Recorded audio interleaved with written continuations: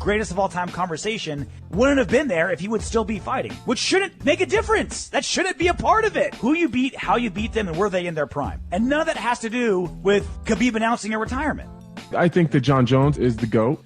I think that right now, Khabib is the pound for pound #1 fighter in the world. If we look at their last 3 fights or last 5 fights, I think that Khabib has tougher fights there, which kind of sucks because I'm on Jon Jones's list. But Jon Jones had all decisions. Arguably, he lost 2 of those. Khabib has 3 finishes over the 3 toughest, baddest motherfuckers on the planet. I just think pound for pound is a recency bias thing. I think that right now it's Khabib. I think that the GOAT talk is a kind of a culmination of the entire career. I think hands down, that's Jon Jones. I don't think there's any questions there.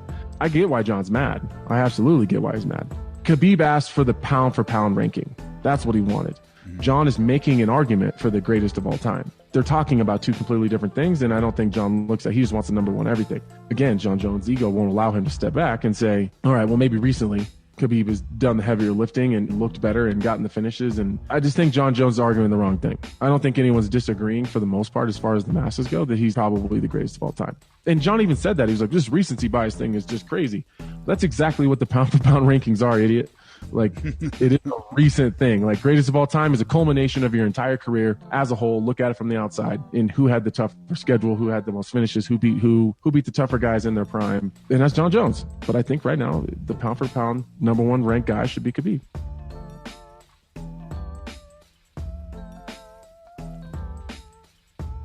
Man, I've got to also get your thoughts on this. Obviously, we know Conor McGregor's been talking about going back to the UFC. And the interesting thing is, initially, I don't know what's going to happen now that Khabib's retired, but initially, he said he wanted to come back at 170. What do you make of him wanting to come back to your division?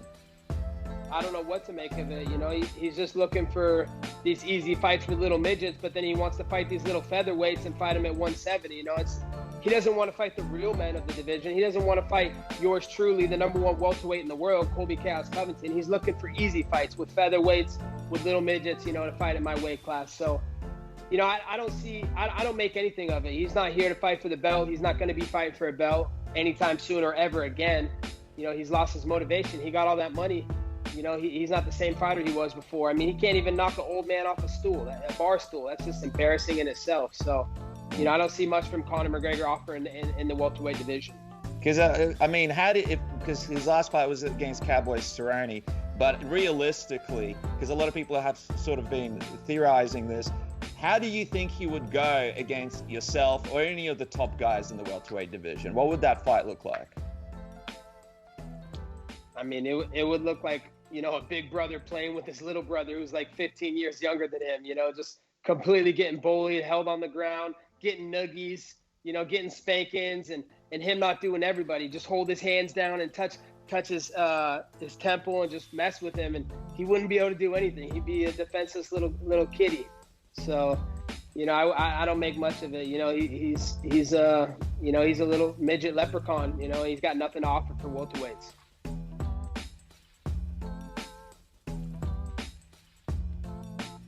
I'm wondering, did you know about the retirement before you walked out? Did the team know about the retirement before they walked out? Or when did you actually learn about it? I learned about it while I was giving the speech. My jaw dropped. I went, what? I mean, he played the best poker face on the planet. He never mentioned it in camp, never mentioned it at all leading into the fight to you, never? Nothing. The only thing, and I never did talk about father either because, you know, I didn't want to touch on that subject because I didn't want to, you know, get him sad because I never really got to talk to him about his father, about how he felt, and because it was past, and I figured, you know what, that's on the past. I'm not bringing any of that up. So all of this was a total shock to me. I'm listening to it, and I'm like going, oh man, father's plan, great, but mother's plan works in the end, you know. His mother's was for him to please not fight without his father, and that's what he did. And, you know, respect, you know, I mean, this sport is not a longevity sport. It's come in, come out, you know, and he's coming out at the time that he feels is the right time for himself and his family, you know. And obviously me myself, I would have liked to have seen him go 30-0 like his father wished, but you know, he loves his mother so much and his family that he decided that no, it's time. And financially he's set, so he's not a greedy man. And you guys know as well as I know that if he hung out one more fight, it would have been a monster payday. But obviously, you know, family means more to him than money, and you know, and everything he does. I mean, that's why people love him so much. That's why, you know, the Middle East has gotten so huge in popularity of MMA. It's all solely because of Khabib, number one. I mean, there's other factors, of course, but he's the number one reason. And organizations like the UA Warriors, you know, that's here in Abu Dhabi, that, you know, with the president fought. That guy's an incredible promoter. Expect a lot of great things from that guy. He's awesome, you know, and they got some good things going over here. And then they got Braves too, I guess. But the Fod guy, I went to his show at the UA Warriors and UAE Warriors. I'm sorry. It was an incredible show. I was like, wow, these guys are professional, top notch. What was the conversation like after the fight about the retirement? I know you said you didn't know it was happening. I imagine at some point when you got in the locker room or that night, you guys would have talked about it. What was that conversation that you had like with Khabib? Non-existent. I didn't talk to him about it. Why? I just figured, hey, that was his wishes. I heard like everybody else heard. I don't need to discuss it.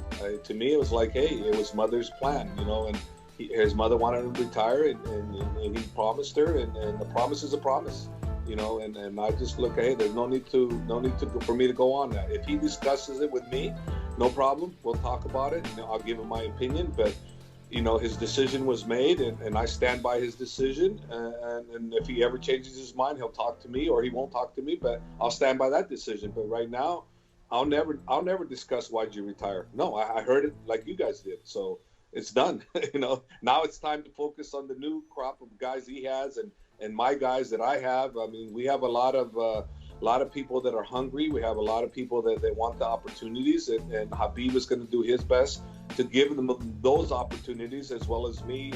I be the coach for a whole bunch of up-and-coming guys, and hopefully we can propel more people to stardom. We'll see. I mean, you know, anything could happen, you know, but the goal is to create more stars.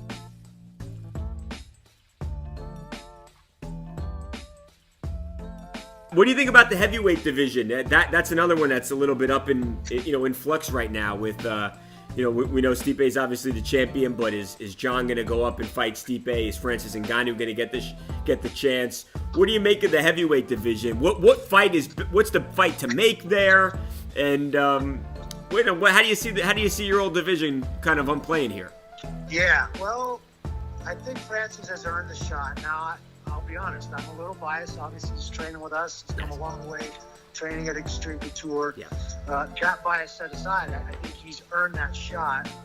I think Jon Jones is right there, and I think if Jon really wants to solidify himself as pound for pound, he needs to go up to heavyweight, and he needs to make a shot at winning that title.